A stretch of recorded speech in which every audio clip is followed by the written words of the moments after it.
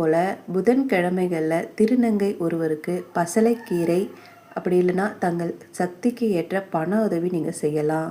இதனால் திருமண தோஷங்கள் நீங்கி நல்ல வாழ்க்கை துணை அமையும்.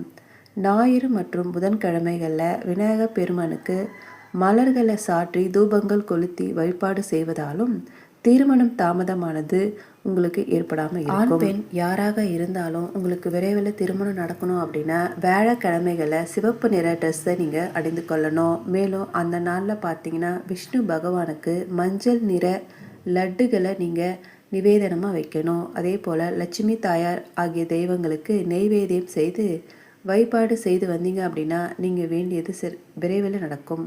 திங்கட்கிழமை வெள்ளிக்கிழமை ஆகிய தினங்களில் நீங்கள் கோவிலுக்கு போயிட்டு பார்வதி மற்றும் சிவபெருமானுக்கு சிவப்பு நிற வஸ்திரம், சிவப்பு நிற வளையல் மற்றும் குங்குமத்தை வைத்து வழிபாடு செய்தால் திருமணம்